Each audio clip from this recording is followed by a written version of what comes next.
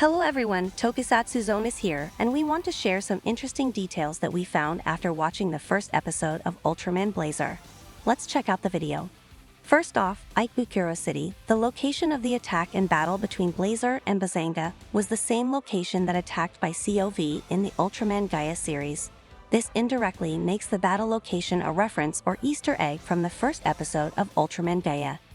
Next, let's discuss the special abilities possessed by Himura Gento. In this first episode, Gento seems to have the ability to predict future events. It's not clear yet whether this ability is truly a form of clairvoyance or simply a simulation of plans Gento has thought of before executing them. We like to theorize a bit about Gento's unique ability. First, it's possible that he obtained this ability after encountering Blazar, and second, considering the series highlights its military aspect, Gento could be the result of military experiments, granting him this special ability. If you have any other interesting theories, feel free to share them in the comments. Moving on, unlike the typical human hosts of Ultraman who merge their souls and bodies with the Ultraman, it's different for Gento. When he transforms into Blazar, only Gento's soul transfers into Blazar's body, which causes him to faint when he has to transform into Blazar.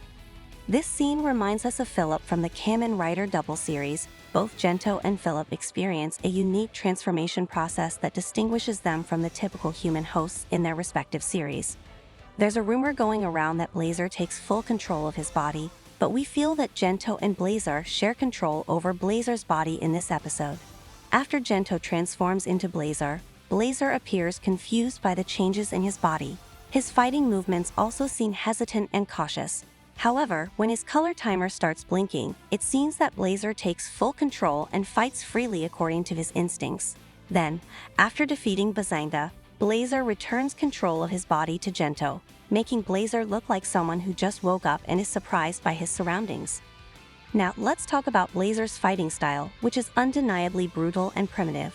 When Blazar pulls out the shield from Bazanga's arm and uses it to attack, it instantly reminds us of a scene from Ultraman Orc Thunder Blaster, where he cuts off Maga Orochi's tail and uses it to attack. Lastly, some viewers may wonder why Aime's shots had an effect on Bazanga. There's a relatively simple explanation for this part. If you observe carefully during Gento's simulation, he initially planned to attack Bazanga's eyes, but this plan was cancelled, and they still attacked Bazanga on its chest. It's important to note that Bazanga has tough scales acting as armor, so a regular attack wouldn't easily penetrate. The only reason Aime's special bullets were able to injure Bazanga is because she aimed near its vulnerable eye, which is the kaiju's weak point.